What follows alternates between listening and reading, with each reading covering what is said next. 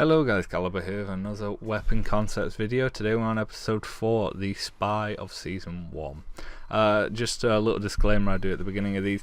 All of the weapons and content you see in terms of like the models are made by the fantastic Team Fortress 2 community workshop, and all of the links are in the description for the fantastic people that created them, and I take no responsibility for the creation of them or the process in which goes behind them. So without further ado, the primary. Now this fantastic bulky weapon is called the Duke, and it's by Ertz, E-R-T-Z. And so I wanted something a bit heavy for the Spy. You know, when I think of like a heavy primary, I go, you know, maybe the Ambassador, but I wanted something a little bit, you know, make the Spy a little beefier. You know, I know he's kind of a stealth class, I get that, but give him something a little bit more beefy, if you get what I mean. So I was thinking, whilst active, minus 30% movement speed, so you're really slow. You know, pretty much everything's going to kill you. You have very little health. You get plus 10% damage vulnerability from all sources. You get plus 20% damage vulnerability from fire sources, which is important because, you know, fire is a big problem for spies. And you get plus 35 damage that you take 35%. Oh no, you give 35% more damage to pyros. I got there in the end. So, and finally, and plus 20% damage versus scouts. So that's kind of your two nemesises, you know, the pyro and the scout. So I felt like if they ever made a pyro versus spy update, this is kind of what I'd like to see in it. And I was really spot for choice on spy revolvers. The workshop is just jam-packed with them. I really did have quite a pick. And the only thing is, I don't like the lack of images that Ertz has posted. It's a real shame, as it's a really good model. I really like it, and the link for it, if you want to look, it is in the description below. So now we have the melee. Yes, I know melee's last and secondary second, but you know, just deal with me. You know, the knife is important. So this is called the Petite Fleur Montée. I don't know, I think it might be a reference to the Spy's mother. I'm pretty sure that's what the Frenchman himself says. I never took the chance to Google translate it because I'm a lazy bugger. So it's made by a guy called Frump, and that's F-R-U-M-P, and you know, links in the description as below. And I was kind of, I have a simpler idea for this, so I'm thinking minus 70% damage on non-backstabs. You know, kill off the face stabbers. I've had enough of them. You know, if you tallied up the amount of rage quits in comparison to the relative to the amount of games where I've been face stabbed to death, you'll see quite a high connection. But I'm thinking backstabs grant 20 health and points. So now you've got kind of the black box of the spy world. But disguises take 4 seconds to disguise instead of 2.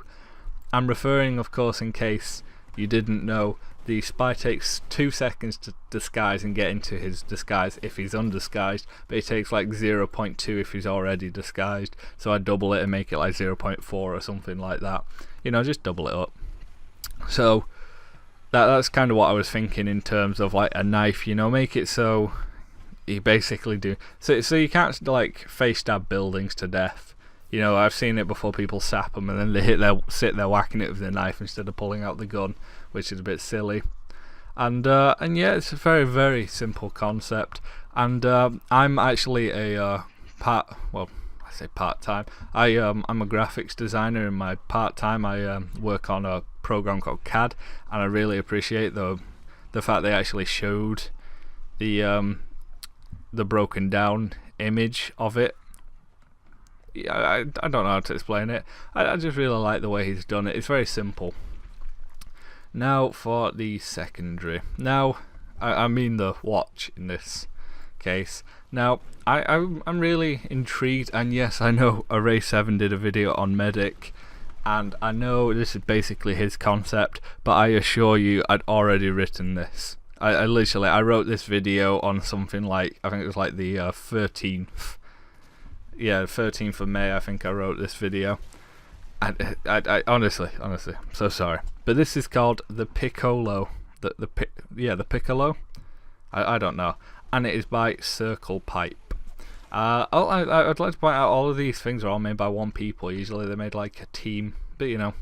And this, my idea is, so when you cloak, you emit a hologram of yourself, and it or you as a disguise. So say you've like disguised into a heavy, and everyone's already shooting on you. You click the watch, and it's kind of like a dead ringer, if you like.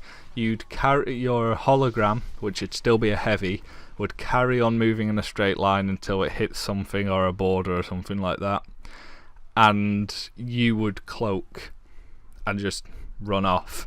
But that's the thing, the hologram would only walk in a straight line, but your cloak itself only has 40. It is decreased by 40%, so you only have 60% of the cloak time that you already have. So I think that'd make for really interesting gameplay, especially on things like payload. I don't know why, I just have it in my head, if you did that on payload, you could really throw some people off. And yes, Array 7 came up with a very similar concept for the medic, but I was thinking, you know, ages ago. I haven't stolen. And I really like the model that Circle Pipe has made. I spent forever trying to find watches. I couldn't find any I liked. Most of them are just dead ringer reskins, and in some sense this kind of is, although I'm only saying that because there's a circle in it, that's it. But it looks dead futuristic with a kind of retro-y tone to it. And if you actually have a look at the other works that Circle Pipe has made, he's actually a really good content creator on the workshop, so definitely give him a look. Apart from that, that's been it this time, guys, for the weapon concepts. Please rate, comment and subscribe, and I'll see you guys in the next one. If you got any weapon concepts yourself, do comment them below. I am intending to do a second season of this series and see what you guys think about it. Anyway, adios.